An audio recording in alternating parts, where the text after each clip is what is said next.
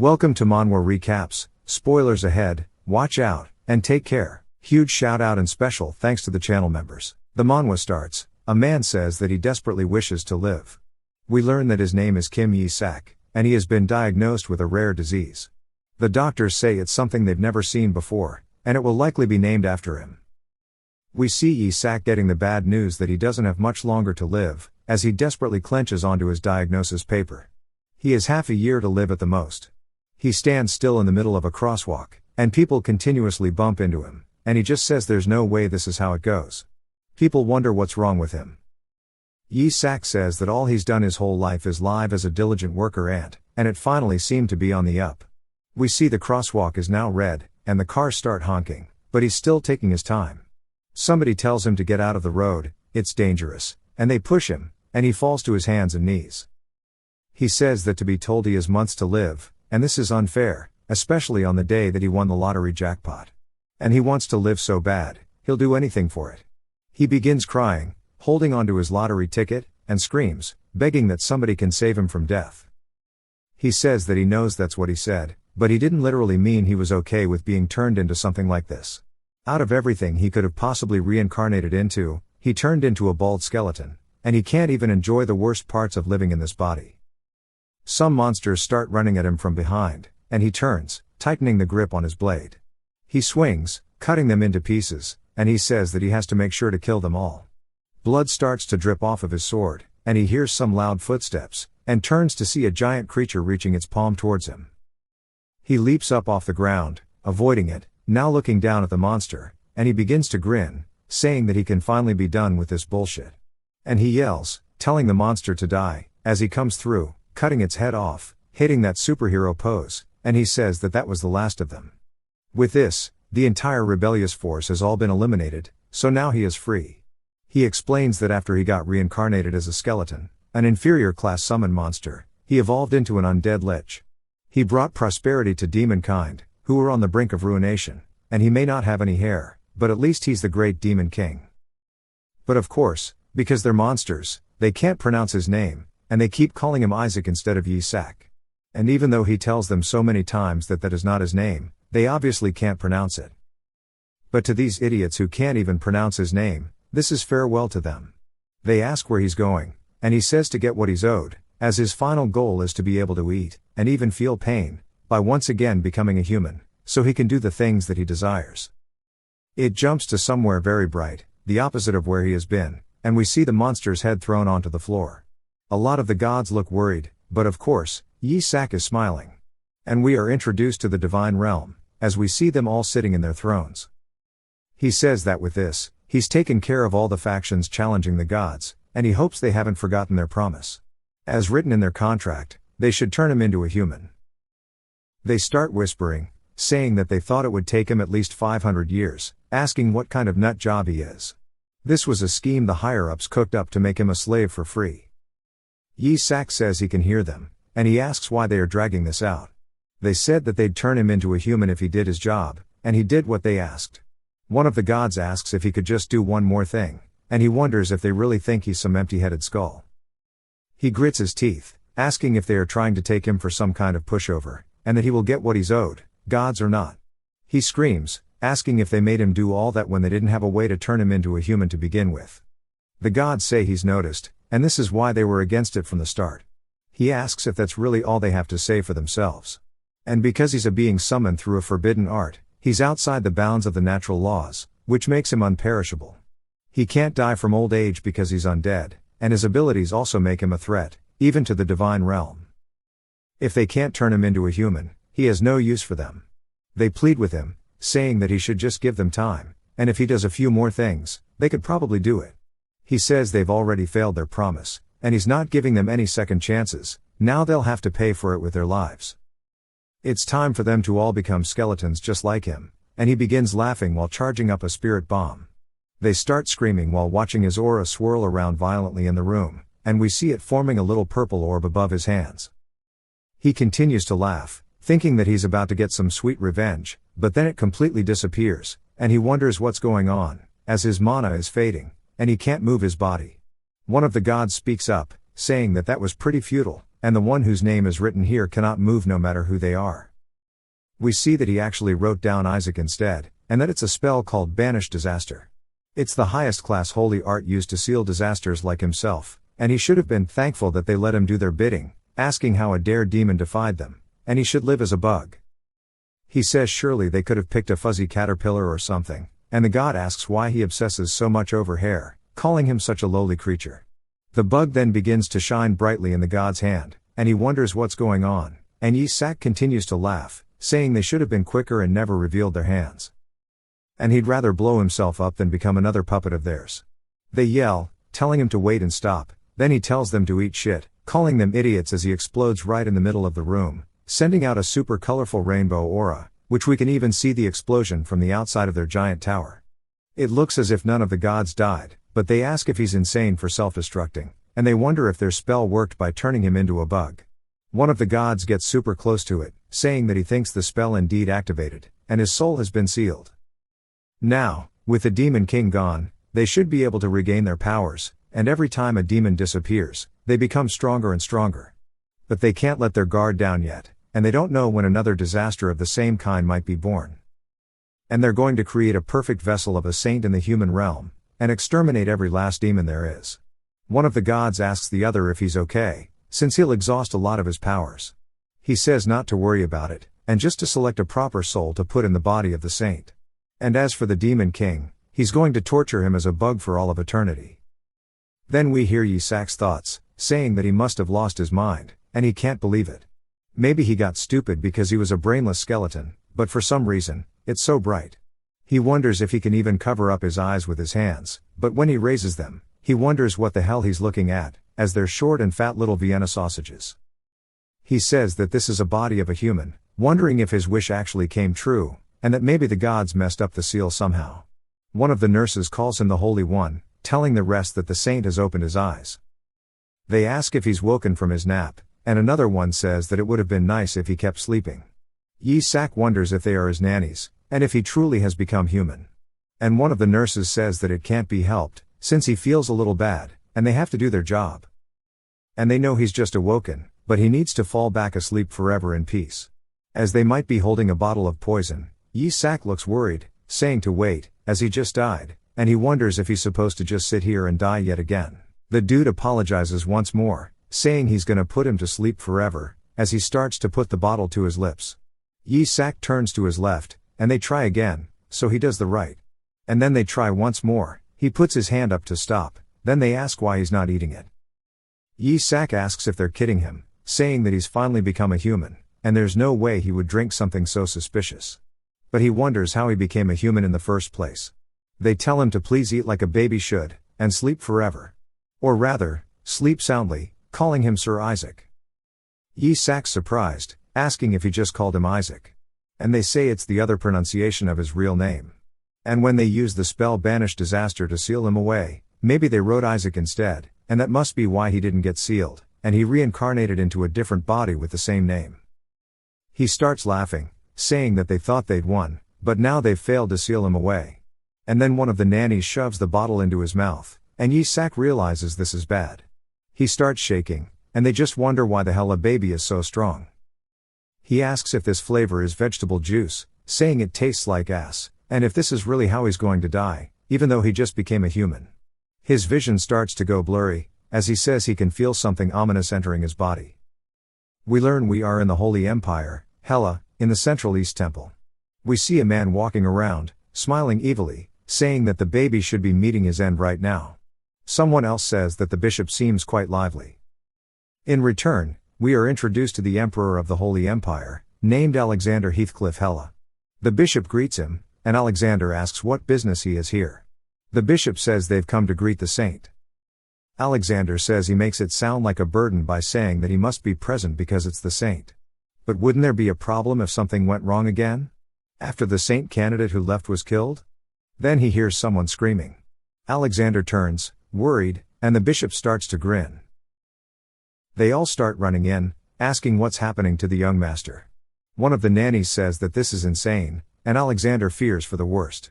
But she only says that he's way too cute, and look at how plump his belly is, and that he's such a cute little angel. The bishop says this is impossible, that he's still alive even after drinking that much, because it's not just vegetable juice. And we get a flashback to a few minutes ago, when Yi Sak could feel something ominous entering his body. He then realizes what it actually was, and that it's holy poison. It's a devastating poison that destroys the holy power of the members of the clergy. It doesn't have any immediate effects, but because it's poison, it becomes deadly if too much accumulates in the body. However, the poison is made from the mana of demons, so as the former demon king, this is just perfect. And giving things made from mana to a demon like him is just amazing, and he'll eat it all up and treat it as baby food. He then starts screaming. Obviously he can't speak, so he's in goo goo gaga, asking for more bottles, and the nannies say they're starting to understand him. One of them says that the poison, rather the vegetable juice, won't show its effects immediately. And Yi Sak gives them the thumbs up, saying that this is perfect. Mana absorption, he doesn't know who made it, but it's pretty good. And now he understands what he has to do from now on. As he closes his eyes, he says he needs to enter the world beyond the conscious mind, which is called the unconscious world. And in the deepest part of it, at the very source, he'll create himself a mana core. He lands, saying that because this space is safe. And now he can focus. As we see an orb in his hands, he says that he needs to put the mana he absorbed into the core. And he needs a core to be able to use magic later, so he wants to prepare first. And then he starts to suffer from a mana explosion. But he's surprised by something, asking what this is, saying that a mana core should be one of the 3 primary colors, but for some reason, his is white. Rather, the color isn't the problem. He wonders how this much power can be present inside a small core that is not even fully developed yet. And he grins, saying that this is truly beyond his expectations. As he walks forward through the aura, heading towards the core, he asks how many blessings were created in this young body.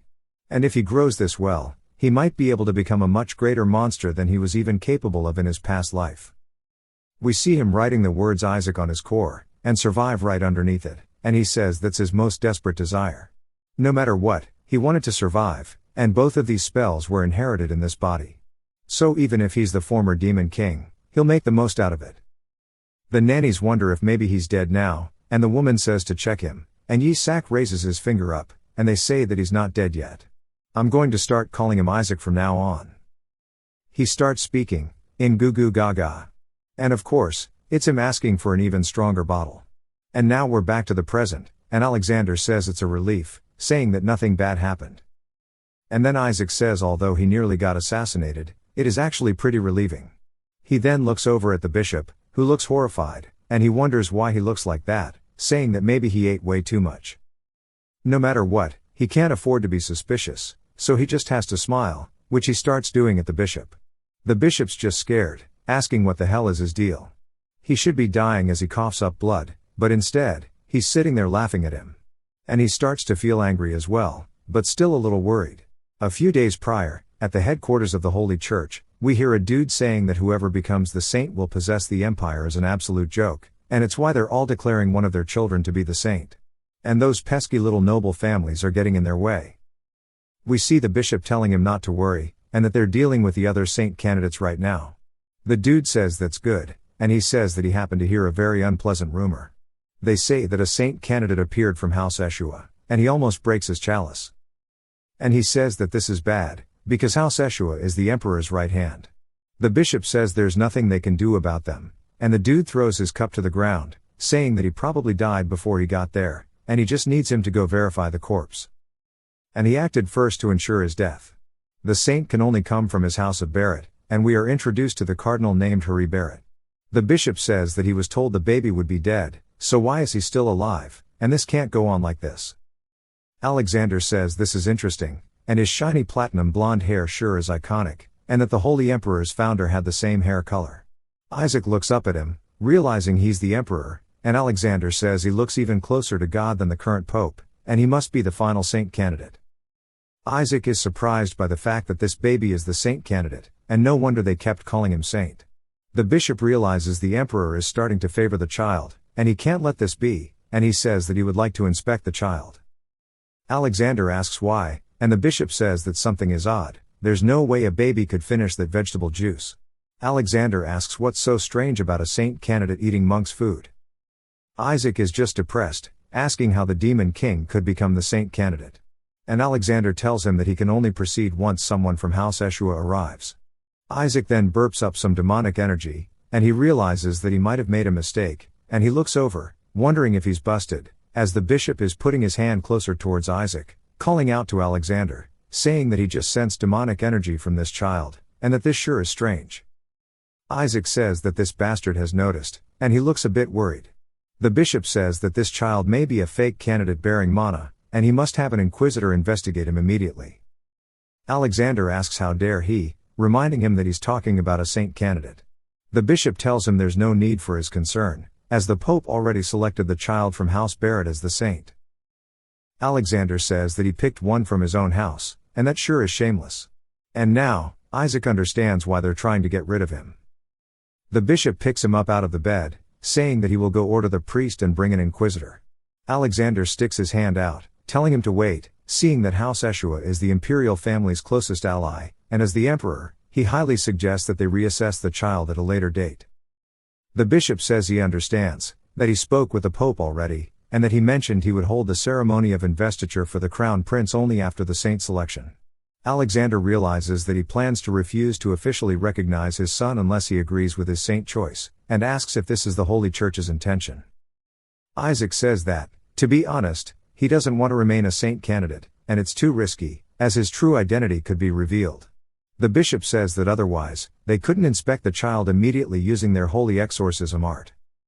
Isaac tightens his grip on the bottle, and the bishop says that if he truly is a human, then he will not be harmed, and if he is a demon, he'll be exterminated. Only for him to get clocked straight in the face by the bottle, to the point that even a tooth falls out, and Isaac just sits there smiling evilly, speaking in babble, calling him an arrogant son of a bitch, saying that he'll play along with his game. The bishop asks how a simple bottle could be so powerful, and everybody else as well says that that light could be holy power, and that he is the true saint. The bishop says that he also senses holy power from him, but this is too different, and Isaac begins to imbue the bottle once more, and raises it, giving him a second smack across the face, asking what he's going to do about this. And then, he just continues absolutely smacking the piss out of this dude over and over, and the bishop says that this is most definitely mana. And Alexander just looks happy at this, and Isaac says he'll make the bottle even tougher with strengthening magic, and give him one final hit while pretending to be just an innocent little baby. The bishop falls to his knees, and everybody says that he's just admiring his holy power. Isaac just wonders what this feeling is, as every time he uses mana, he senses a faint amount of holy power as well. And since they are incompatible, and can't be cast together normally, this must have something to do with that white mana core. The bishop then grabs onto the bottle, stopping him, and he glares at Isaac and throws the bottle to the floor, saying that he pledges this with everything he is, that the baby is a heretic, and they must use the holy exorcism art. Isaac calls him slimy for this, and he says he didn't plan to go this far, but oh well. Then he reaches into the bishop's robe, pulling something out, saying that he was hiding something quite interesting in here, as we see some kind of demonic hand. The bishop is surprised, and the bishop explains that it's a high-sealed, high-ranking demon's corpse. In other words, a totem. It is an artifact that utilizes the characteristics of demons, who eat corpses of other demons to absorb their mana. And he was keeping this totem on him at all times, in case he ever encountered demons, to use against them. But he wonders how the hell Isaac knew about this totem, as we see him smiling evilly. He then throws it past the bishop, as it starts to land on the floor. Isaac tells him to watch carefully, saying this is all because he kept trying to mess with him. As the hand slowly unravels, it begins to release more and more demonic energy. Isaac says this is the consequence of his actions. He then snaps his fingers, as a demonic monster begins to form from the hand. Everybody screams. And Isaac actually hits him with the parry this, "You filthy casual" line. Alexander asks the bishop what the hell he is doing, asking how he could let a demon loose in the temple, wondering if he's lost his mind. The bishop asks if he didn't see it, saying that the baby was loading through the totem. Alexander tells him that a totem is just an object used to seal a demon beast, so how did it come back to life? He then commands all forces to protect the young lord from the wicked demon and the bishop. They say yes sir, as they run in, snatching Isaac out of his hands. The bishop looks confused, asking how this could be, while Isaac laughs at him, since he's taken a W this round, saying that the joke is on him. He wants to see how good this bishop truly is, as they all start putting their swords up to the demon. The demon just says that it needs to kill the saint, over and over, until it fully blows and screams it, making Isaac confused, as it starts flying directly towards him now. All of the men run up, blocking its path, saying that they need to protect the young lord. Isaac wonders what's wrong with this thing. He saved its life, so why is it trying to attack him? But still, it should be okay, as the paladins can easily protect him. Of course, that is not the case whatsoever. As one of them gets instantly defeated, he wonders if that's actually a paladin. The demon continues, saying that it's going to kill the saint and save the captured king. Isaac says he should probably subjugate it first. No one should notice him using magic in a situation like this either. As the demon starts to fly in towards him, he still just wonders why everyone is trying to kill him in this life, even though he is the one who revitalized the demon. His eyes then start to glow red, and he starts releasing mad killing intent, saying that it is one stupid demon for not recognizing its leader. The demon immediately recognizes it as the Skeleton King, asking what's going on, because the Demon King shouldn't be here. At the same time, Isaac is releasing a golden aura, blinding everyone, and they turn, surprised, looking at it. And it's to the point that the demon has to put up its hands, as it realizes it's starting to be disintegrated. It screams, flying out of the room. Everybody says the demon beast is escaping, and that was definitely holy power, and that the young lord drove a greater demon out. They start laughing, saying that even at such a young age, he sure is amazing. Isaac is confused, as he looks down at his hands, wondering what exactly this is, as this is true holy power. He wonders how he is using it, and realizes he has run out of mana, saying that this strange body is turning his mana into holy power. He wonders how he is supposed to accumulate it then, as the Holy Empire already lacks mana. The bishop tells everybody to unhand him, calling them fools. He says the baby is a heretic that uses the powers of demons, asking how dare he crawl into the Holy Empire. The bishop begs, saying that he will prove it by uncovering the real identity with an exorcism. Alexander tells the bishop that is more than enough, saying that he is accusing a saint candidate. He also let a greater demon loose before the imperial knights, and will absolutely not let this matter go, even if he is from the Holy Church. The bishop says that if the emperor is suspicious, then they will find out about the infiltrator sooner or later. If that happens, the Holy Church could be in trouble. Even if he must die to take responsibility for what happened, he must save the lives of his family, which is why he must at least kill the saint candidate of House Esua, as he summons some kind of divine beast with a giant magic circle. It starts running towards Isaac, but Isaac only sighs, saying that he is finally showing his true colors. He wonders if he really thinks something like this can truly kill him. But as soon as it leaves the ground, he forgets that he doesn't have any mana left. A blue attack comes out from the side, hitting it directly in the throat, and a man asks how dare they try to lay their hands on the direct lineage of Esua. They recognize them as the Blue Faith, which are the Esua Knights, and this is the seventh son of the house of Esua, named Rilai. Rilai tells everybody to execute the bishop immediately. Isaac watches, thinking about the name Esua, saying that he's heard this name before. Rilai tells everybody to show their manners, as they all start bowing in front of Isaac and Esua, and they greet him. He apologizes to Isaac for being late, and Isaac says they are actually better than the Imperial Knights. Rilai tells him it's not much, but they brought a present for him. Isaac wonders if it's going to be gold or something else valuable, as what he pulls out is none other than a little figurine of the Demon King being beheaded. And he looks super happy to show it to him, but Isaac can't believe they've turned him into some kind of toy like this. They also have one where the Skeleton King is being burned to death, and one where the saint is crushing the Demon King as well. Why is she so big though? They start saying his reactions are super cute, whereas Isaac is just crying, asking how he's supposed to live in a crazy house like this when everybody just hates him. He thinks about it again, saying the name Esua, and says that he remembers now. It is the generation of saintesses that came to end him. And that every single saintess that would come to fight him, such as the 45th, the 64th, the 61st, and so on, all had the last name of Esua.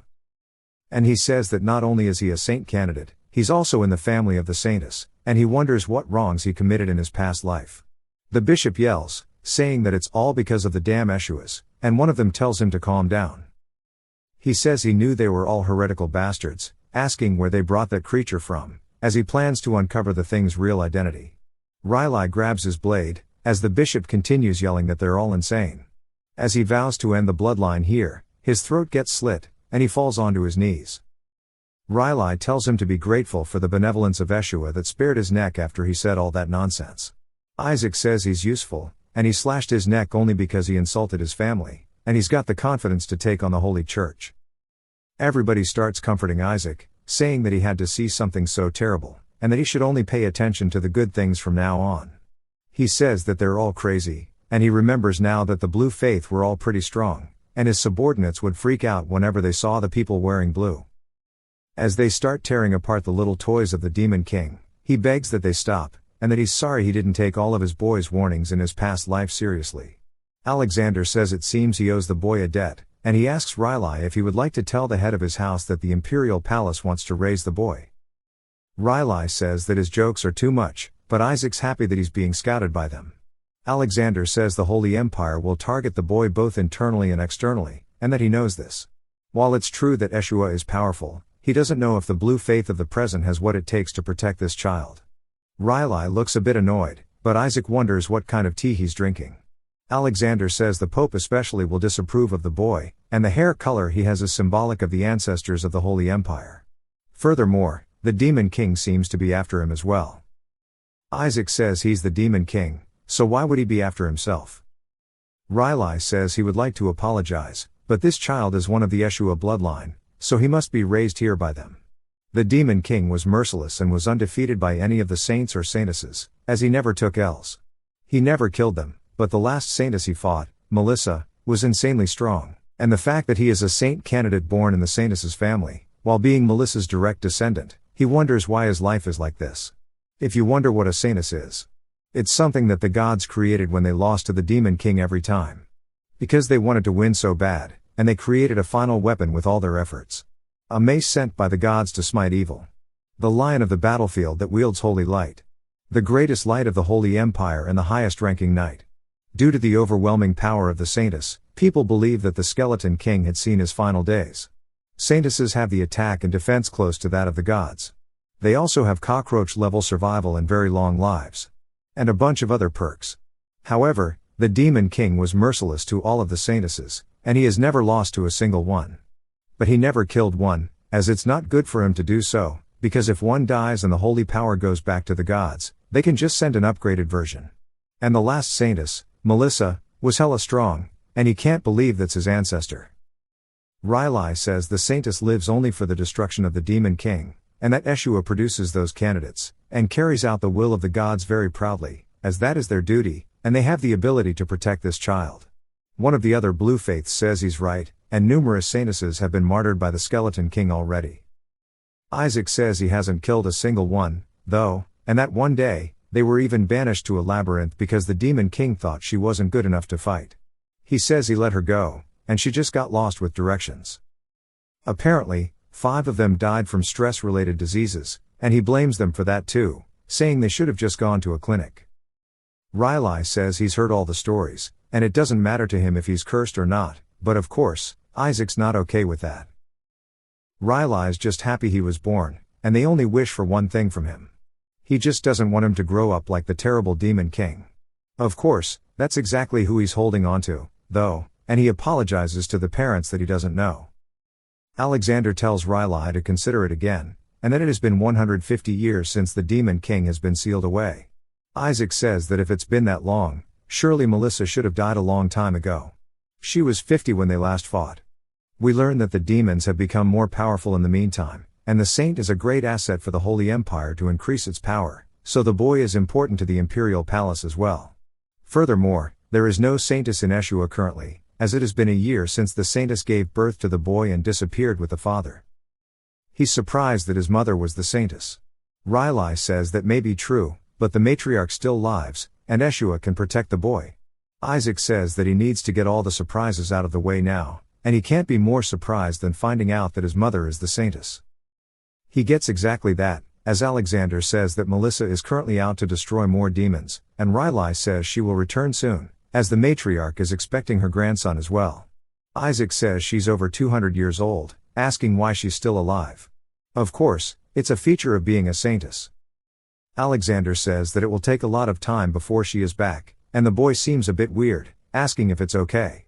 Riley says he should be fine, But of course, they would also be freaking out if they found out that their greatest enemies were alive. If he's found out by Melissa somehow, he'll be killed on the spot, and other people might be okay, but Melissa is just that dangerous. He grabs onto Alexander's finger, realizing what he has to do to survive, and he speaks babble, begging that he take him with him. Alexander starts to feel super happy, saying surely Riley can see that he wants to go with him as well. Riley says he's just being clingy. Alexander says that the Imperial Palace can provide a lot for the young lord, and they may be at least a little bit of a help. They may be experienced in producing saintesses, but they have no experience in raising a saint, a boy. Riley says the child will become an exorcist knight that will vanquish evil, and Esua is a family that produces the greatest exorcist knights. He's the first ever saint, so the Imperial Palace has no experience with it either. They start playing tug of war with him, as everybody else tells them to calm down, or they're going to rip him in half. Isaac just wants to go to the Imperial Palace, since he doesn't want to die. When he looks over at Alexander, he sees a bright light, saying that it's reacting to the origin of survival, and that light has been coming from him since the start.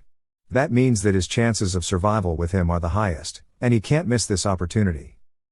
The light starts to get brighter and brighter, which surprises Isaac.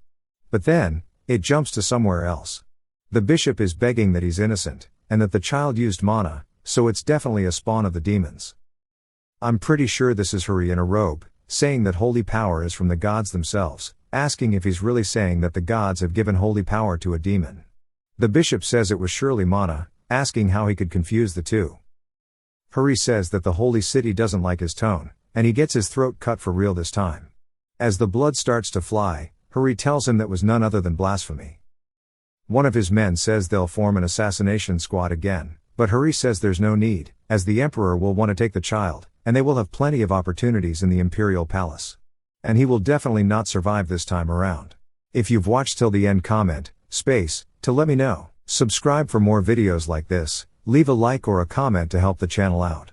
Thanks for watching.